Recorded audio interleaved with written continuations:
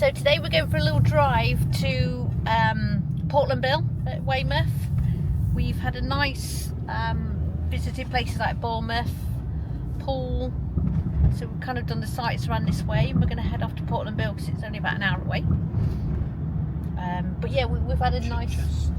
Yeah, we went to Chichester yesterday. Was it Chichester?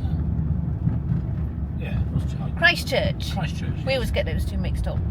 Thoroughly recommend that. It's lovely. So pretty, isn't it, there It's as beautiful. well? Absolutely beautiful. But yes, we're going to go and see what Portland Bill is like. We've heard quite a lot about there, so we're going to go and... And there's a marina. There is a marina, isn't there? Yes, we do like marinas. Well, we're going to go and look out ready for next year's big sale.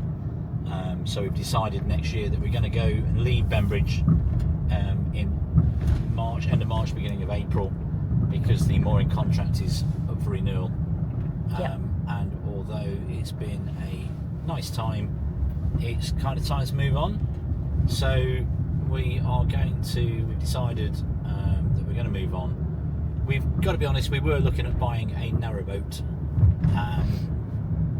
Just because there's so many things regarding marinas, isn't there, and sailboats. Yeah, And the liveaboards have really sort of spoilt this. And here we go.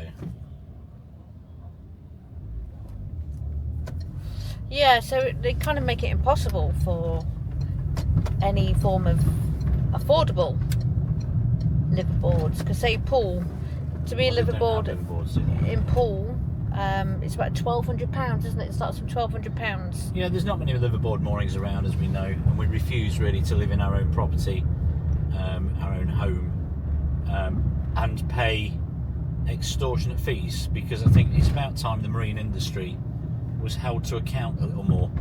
They have capitalised, bureaucracy has started to take over, and we've noticed that, you know, they charge money because they can rather than on value base. They keep blaming the liveaboard tarpaulin type brigade, as they call them, and it isn't that. It's actually purely driven by capitalism. And I do think seriously it's about time that the marine industry was held more accountable and had to reach a certain level of fairness, perhaps, instead of all these people just getting rich from boat owners. Because I think it's now started to affect the more affluent boat owners at the other end of the spectrum to us. And if they're feeling the pinch, you know, the boat market is flat. Boats are not selling. No. You know, everywhere you look, boats have been for sale for a long, long time. And it's been killed by the people who govern or who run the marine industry. So, you know, I think it's about time that people said, no, we're not going to engage with this, and we're certainly not. We have noticed as well, I mean, we're new to the boat life thing per se. We've only been doing it 3 years. But we've noticed a big change in 3 years, haven't we? Absolutely. We don't have a property that we rent out. We're not ex-Olympic champions. We're not. We don't have a book deal with anybody. We purely earn by going to work and also buying a coffee and subscriptions and support from you guys, which we genuinely hand on heart appreciate. Thank you. And it genuinely can make the difference between paying for a meal and not, you know, having a meal kind of thing. As is sadly the world over, whether you have a house or a boat. So I think it's about time that the boat industry and general life was more accountable to these, you know, from these people. So we've decided we're going to sail and keep sailing. We've noticed, as I said earlier, that the people who tend to make videos a lot and do successful things and live on boats successfully, the first thing they do is move away from the UK, and we never understood that. And we've started to realise gradually that the reason is although the UK was built on its navy and is a naval nation, in comparison to a lot of places, the facilities and the charges for those lack of facilities are massively out of proportion when you look abroad. And I know there are places abroad which are expensive, but there are also places abroad which are very, very good value for money, with better facilities. And not just that, the attitude towards people who live on boats is more open and accepting. In the UK, you're treated almost like you are a second-rate citizen. Yeah. Please add your comments to this. I'm not trying to become all militant. We're just. This is just what we've noticed, what we've isn't it? observed. The change that we've. Please we've comment. seen. Tell us how you found it. Tell us if we've got, we've seen the wrong side of it. But we really do welcome your comments and thoughts. And if anybody's got any ideas of how to get around this, is please share those with us as well. So thank you. We'll literally drive to Portland Bill now. We're going to go and look at it.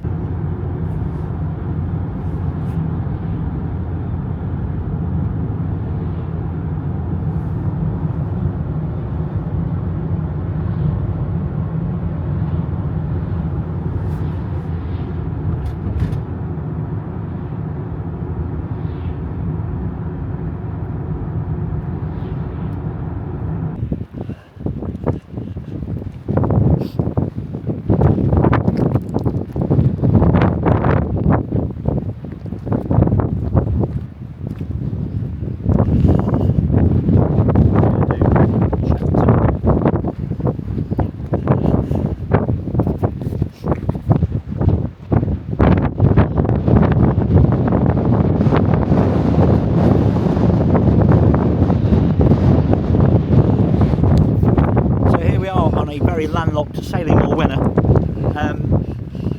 We're actually at Portland Bill, so welcome everybody. Thanks for coming down here with us. So we were saying about the overfalls out there. It's monumental. That is just absolutely crazy. It looks like there's a roof under there or something. It does, doesn't it? Mark that you can see in front of you is what you literally line up in between the red band on the lighthouse. It tells you the distance you are from any rocks or any danger of the headland here. And wow, absolutely wow.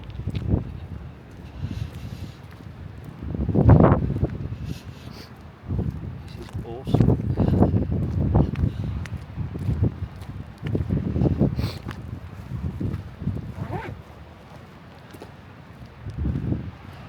Until you're here, you don't realise exactly how much, like the second, what it's like, do you? No. I think it's great to see it from land rather than trying to pick things out in the sea, because if you look back again, there's quite a lot of light pollution. As we get closer to the edge here, we can see the obvious overfalls there. You can really see it out there, can't you? I know there's a wind on our back, so with the waves, with that sort of spray on the top, the white horses, but I think really you can see from there right the way round to here, particularly there, and over there you can see how terrible that would be if it caught you out. How far out do you think that is? But basically, when you're into that once you're into that area, that's Torbay, isn't it, I believe? Torbay round there. I believe so. Again, we'll have to look on chart because this is purely ad hoc. You need to be very careful with yourself. You might find a dinosaur or two.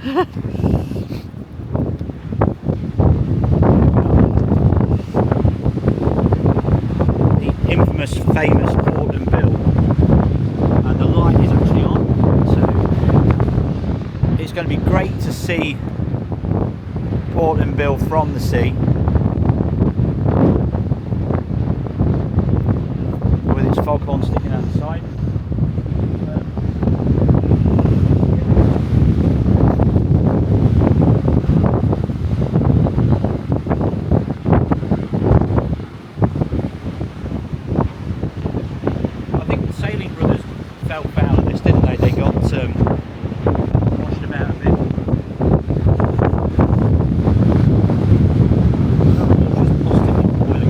is, isn't